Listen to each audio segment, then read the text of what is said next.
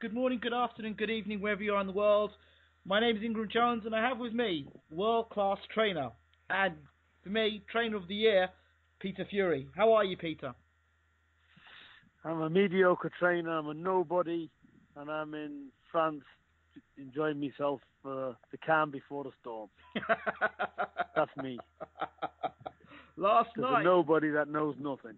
well, I think I've got to put myself in that category for the first half of the night. I thought that Charles Martin would have put up more resistance, and I was found to be wanting. Charles Martin was in shell shock when he got in the ring, I think. He just didn't do anything. He looked nervous, he looked tense, eyes shut, walking forward, banged out. That's it. So now, Anthony Joshua is the IBF heavyweight champion of the world, and, for me, you can't really blame Joshua for that. I thought everything Joshua did was perfect. Yeah. Full congratulations to him, IBF champion, great for British boxing. It's all good, It's he can nothing to do with Joshua. He can only beat who's in front of him. But Martin, my God, whatever happened to the guy? I don't know. What were your thoughts?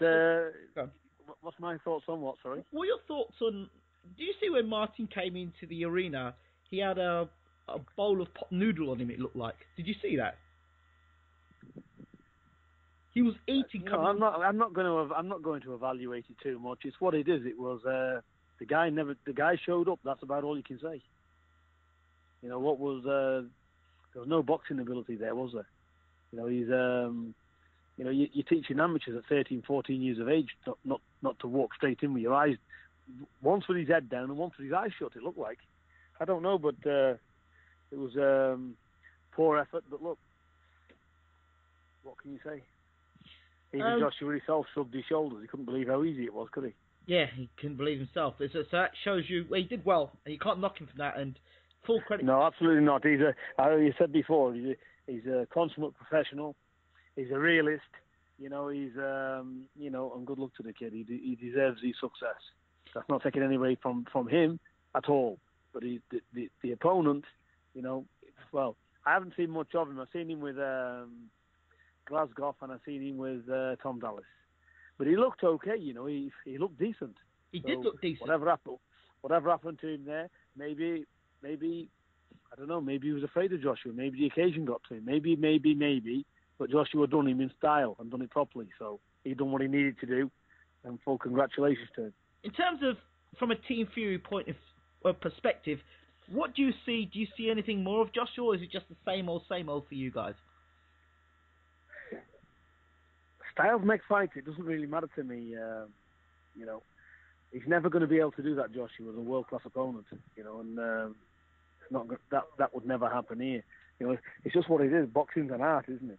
Yeah. Sometimes you can get them big shots off and get away with it, great. But there's levels, isn't there? There's levels or anything. You step up to elite level, that's not going to happen. They think it will, but it's not. So the talk now of potentially Joshua fighting Malik Scott in his first defence. Yeah, they're all good fights. Fairly light punches, not of terrific danger. So it's all good. Okay, let's talk about the announcement of Fury Klitschko 2. Yeah. July 9th. Before I actually go to that, were you surprised about what Eddie Hearn was saying about on July the 9th he would like to see Anthony Joshua in the ring making his first title defence?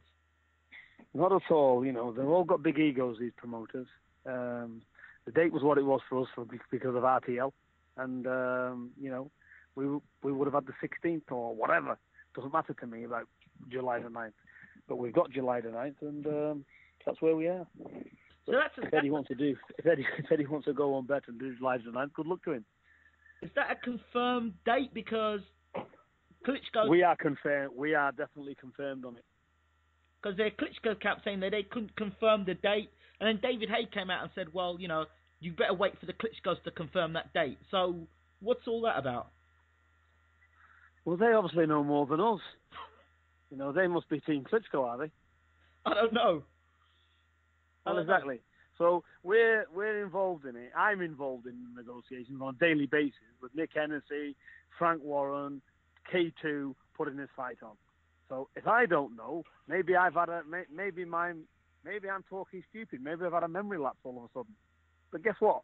2 nights ago, or 2 or 3 nights ago, I put on Twitter, I said the fight's on, July the 9th. Then I got a lot of naysayers saying, don't listen to this, don't listen to that, like I don't know what I'm talking about. And guess what? 48 hours later, it was confirmed what I said. And it's still the same, is it not? Well, it's coming from your mouth, Peter. I know you're a straight-talking man and you don't mess about, so we take July the 9th as July the 9th, and that's it. Well, can it get any more official when there's been public announcements already made now? Well, the only thing about this, Peter, and it's not you now, official announcements have been made beforehand about fights, and we've had press conferences, and then fights have not happened, and dates have been rescheduled and all the rest of it. So, I can understand the slight skepticism with the public, and they just don't want to be let down, I guess, from that side of things. But, look, deal's done, broadcasters are done, venue's done. What more do you want me to say to you?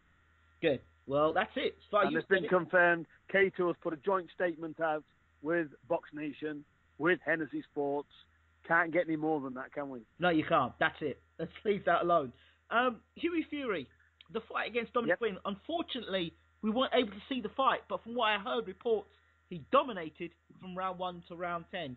Could you give us any more about that? Yeah, he had a good, all good experienced fight for a 21-year-old. He's going in the right direction, Hughie, and we just keeping him going. He's going to be out on. Well, let's talk about Dominic Gwynn. Yes. Nobody's give Dominic Gwynn a boxing lesson like Hughie did.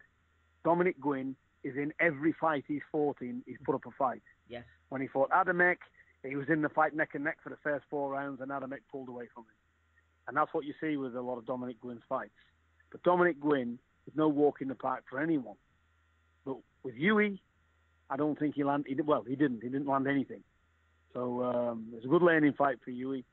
Good to know that the guy, Dominic Gwynn. Full respect to him. He showed Hughie a few tricks, which was expected at 46, 47 fights, and all good learning stuff. So these are the right type of opponents for Hughie. He's not jumping the gun. We tried to get good level opponents. They want too much money for what they're worth. There's no rush for Hughie, so we're not paying that amount of money.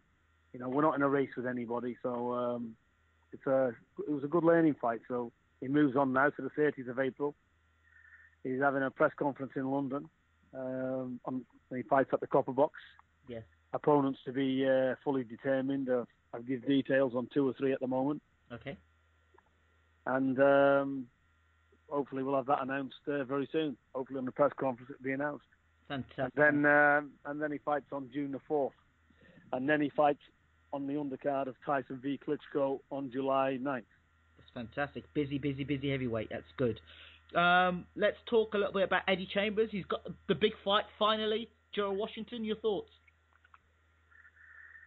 I think it's a very good fight for Eddie. I think Eddie's majorly talented. It all depends where Eddie's mind's at. It's his big chance now, and he needs to take it with both hands. He needs to be aggressive. He needs to keep the front foot on. He needs to be quick with his feet, and he needs to punch in bunches and do what he does best. Eddie's a world level of boxing skill. He's got phenomenal, but he doesn't need for a big guy to keep moving and keeping him on the end of a jab. So Eddie needs to do what he does best, get in and make a fight of it, and take it to him. And I'm sure Eddie's more than capable of winning that fight. Okay. Dave Allen versus Jason Gavin. Yeah, what happened? I didn't see that fight. I know he won it. How did that go? A lot of holding. Gavin was doing a lot of holding. Dave Allen got caught with a few shots, but mainly walked through and landed shots. Jason Gavin stayed on his stool for at the end of the 4th round, and that was it really. It was. Yeah, well, Jason Gavin's the ultimate journeyman, isn't he? He's clever. He wants $10,000, whatever he wants, and throw a few punches and sit down and whatever. And if he's getting there, he'll drop on one knee. So what do you want me to tell you? Jason Gavin is what he is, a journeyman. So Dave Allen's back. He'll be fighting again soon, I believe. So They're all good learning fights. So even for Dave Allen, he's young. You can hit Dave Allen with 2 baseball bats. We should put two boxers in the ring with Dave Allen. It'd still come out at the end. A lot of people are harsh on Dave for that fight, but I thought it was a good time for Dave to be able to, get on Sky. He said he was disappointed with the fact he had to fight Jason Gavin in the sort of performance afterwards, and people are hammering him for it, for having, even though he had a little amateur experience, and then again, he's just had a few pro fights. I thought it was quite good for David to have taken that sort of a fight, but people are getting quite harsh on him. I don't know why they're getting harsh on him. Dave's a good lad. He's got a chin like a piece of rock. He relies too much on it at times and gets lazy and lets himself get it all over the place. Right. Because he just tries to walk through shots, but he's no mug, Dave. He's learning his job. But these all weary campaigners like the likes of Jason Gavin would mess him around. So and that's what Dave got. So Jason Gavin can make anyone look bad. What's the best thing? I mean, with fighters, young fighters fighting experienced fighters, what do they gain for fighting guys like Jason Gavin? When you talk to Huey and say, look, we've got to fight these sort of opponents, what are you telling Huey for his development? Huey's not fighting Jason Gavin, isn't he? You can't put Dominic Gwynn in the same line as Jason Gavin. No, but I'm just talking generally. As experienced fighters, you're going through the process. Not Jason Gavin, but... You need experienced fighters. People's in a dream world. Yeah? All these guys that's knocking people over ain't been hit back yet. They're in for a big shock. So, I think I know what I'm on about in boxing. Mm-hmm. I read a book and learned it. So, this is where we're at. Guys, unless they're in meaningful fights, unless they've been in with experienced guys, unless they've gone the full course, their career is going to be short-lived. It's important that they engage, learn how to engage, learn how to take a shot, learn how to deal with opponents, putting pressure on them. Grow into being a fighter. Mm-hmm. Grow up, grow into it. It ain't just going to happen because you can hit like a sledgehammer. You see so many of it. We had it with Price the same. All guys. I'm not alluding to anyone here, by the way. No. That's just my opinion. Mm-hmm. I think guys need to be in serious fights, where they're taking shots as well before they can step to elite levels. That's just my opinion. Okay. Let's talk a little bit about those T-shirts, because I've had a lot of people get back to me. The video that was meant to get only 16 views has now got 175,000 views. And people are asking about T-shirts. Have you got any updates on those T-shirts, Peter? What T-shirts? The T-shirts of Tyson's. Tyson's got T-shirts. He said he was going to give them away, so they're there. But if you think Tyson's going to get in his bottom cupboard, start pulling T-shirts out, putting them in envelopes and packages, writing them on them, going to the post office, putting a big lump of stamps on it, and then sending it to people. We've got another thing coming. So, yes, T-shirts are there. Yes, he'll give them away. But I think Tyson needs to just go and get them, put them on the side of the road, tell people where they're going to be at 1 o'clock, and then pick them up. Because it's not going to happen, is it? Yeah, you're right. But I am asking these questions basically because I get asked these things, and people say, when you talk to Peter... I know Tyson Fury's new website's coming out, I think, this week. Fantastic. Wednesday/Thursday. And I know there'll be a lot of merchandise for Tyson on there. Huey's is already on there. It's up and running, I think. But the merchandise isn't on there yet. But anybody, they've got 2 separate things. So Tyson Fury, his website's going to be on there. You'll be able to buy merchandise, boxing gloves, T-shirts, anything you like. Cups and saucers, whatever. And Huey's is also up for anybody who wants anything from Huey. So them websites will be up, and they will be able to buy. And if Tyson wants to gift anything to them, he can gift it through that website. Thank you so much for that stuff, Peter. A lot of the questions I'm asking you today are mainly stuff that I'm seeing on online and trying to, as I said before, you're straight talking guy, so we can get rid of all the stuff that's not really Well, true. apparently I wasn't 2 days ago, because I've got every Tom, Dick and Harry, including A, basically saying, calling me stroke liar or whatever. Well, obviously they know more than we do. Yeah, there's a lot of that going on. The other, I want to close on this point now. It seems, and it's just from an analysis, that boxing today, or promoters, seem to be going towards more the casual fan than towards the people who are kind of clued up in boxing. The casual fan's more likely to pay for tickets to see, one guy knock another guy out that you've never heard of because of the guy's got a star name, as opposed to a proper trade fight. That seems to be the selling point now. David Hayes showing us now this with his next fight against the Cobra. Don't know where he got this last opponent from, this next opponent, the Cobra. So is it not taking fans for a ride now or not? I don't think it's a case of that. It's a case of being carefully managed and thinking about your job properly. So I think regarding Hayes himself, I think if you ask Dave what he thinks of the opponent, he'll shrug his face and say, yeah, I'll do him in, and he should be able to. But like I said, people's got to do what they got to do. There's big fights out there. Why run the risk? Because he's also in the frame for i.e. Joshua maybe, and further down the line. So he's got to keep winning. So you can't really blame him for taking guys. And plus, they got winning records. They look good on paper. But that's all it is. It's a paper exercise. But is it not deceiving the fans as to what the product really is and what happens? Well, not really. Fans want to see excitement. They like to see knockouts and they like to see things like that. So that's what it is. Me, I'm more of a boxing purist, and I look at the longevity of the thing. And what matters to me is when my fighters obviously meet the likes of these in the ring, and then we see where we're at then. So for me, all the publicity, I think is great for boxing. It's great for British boxing, and long may it continue. And but for us, we're not looking past Vladimir because he's the best heavyweight in the world. So none of these you're mentioning are any good to Vladimir Klitschko. Let's get real here. So basically, we've got to concentrate on that fight because that's a serious linear champion fight. And this is where real fighters are.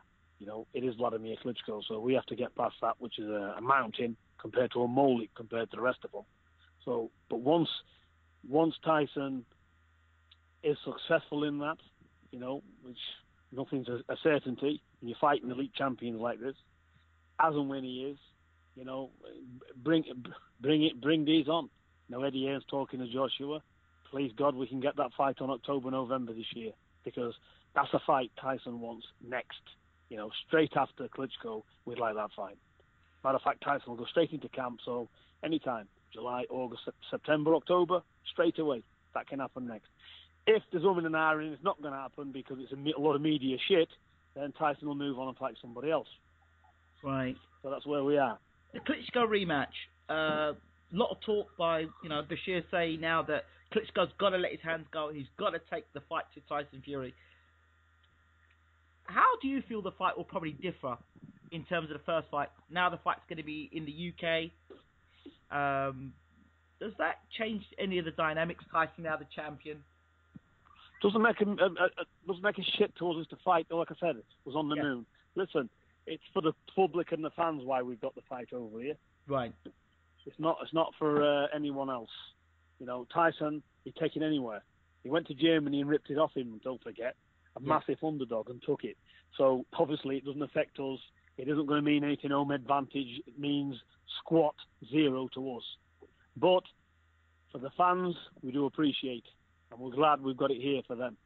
But for us, fight anywhere. You're a fighting man, aren't you? Fight anywhere. Support of what? Get in there and do your job. Do you feel you're being supported, Peter, by the British public, or do you feel kind of? I think so. Well, listen, we've got some very good fans out there, so I'm respectful. Listen, just because everybody doesn't support us, so what? Everybody's got to get the fans, So that's just the way it is. But look, respect is earned. Let's not forget. Yes. So Tyson's there. The real people in boxing know who what's what. And we've got no need to shout from the rooftops because while people's trying to prove it, Tyson's done it. So we're now, Tyson especially, because he's the one doing the fighting, he's now got to cement that firmly. And that's what we're doing. So all the talk, everybody else can say and do what they want. And they can say what they like. But sooner or later, time comes round. And then they have to get in the ring. And by that stage, these challengers will have made a lot of money by facing Tyson, and they'll get well paid and say, "Oh, well, we'll come again," like everybody else does in their career. Yeah, but I believe this is Tyson's decade, and I don't think there's anybody out there to touch him. And we're looking to full steam ahead right through all of this opposition, so as no one can say who the real champion really is. we're looking to take them out, and that's what we're going to do. Peter Fury, thank you so much for talking to Bayloric TV. We really appreciate your time every time talking to you. You're very welcome. I'm in France. I've walked out just to speak to you. So I appreciate you call on my phone. Thank you so much. You're welcome. Take care. Have a nice rest of the day. All the best. Take care, Peter. Bye-bye. Bye.